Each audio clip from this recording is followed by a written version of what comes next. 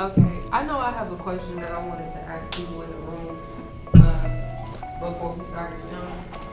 So this could be another icebreaker for everyone. Um, it just dawned on me last night. I was watching something on TV, and one of the guys that were talking said something, and then he went into talking about being emotional, right?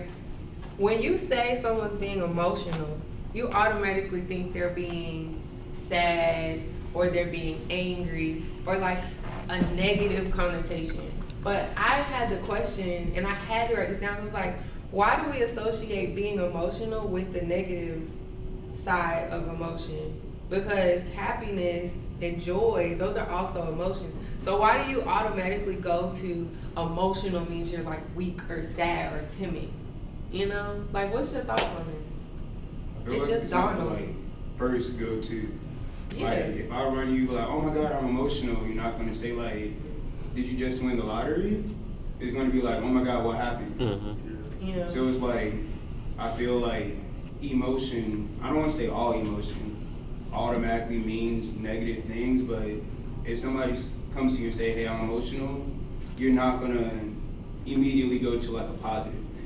Yeah, I think it's so many like sub words that like, or like sub emotions that we kind of like put towards happiness and like joyous events, that when you say emotional, it kind of like, because sometimes people like cry tears of joy, like you might win a championship and that might make you emotional, but it's not because you're sad. It's just like, it's just another way of like saying like that person was so like full of like whatever they were feeling that it brought them to a place of like vulnerability.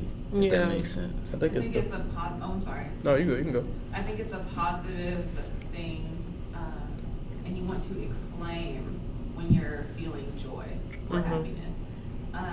And because it has that negative connotation, when we're sad, you don't want to say you're sad.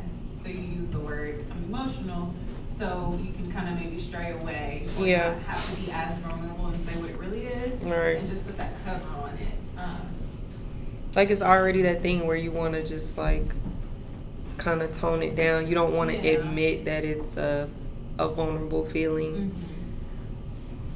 I don't know. It was just interesting to me.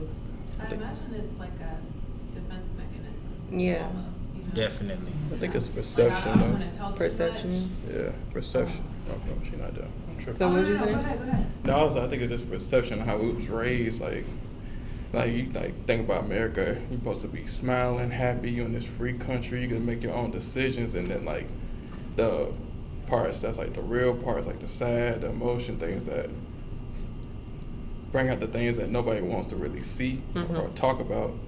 It's like been brushed under the rug for so long. So now it's just like, oh, now you're acting like this, I don't know how to react to it. So now it's like viewed in a negative way when in actuality you're just not familiar with that type of emotions. So I think it's just perception.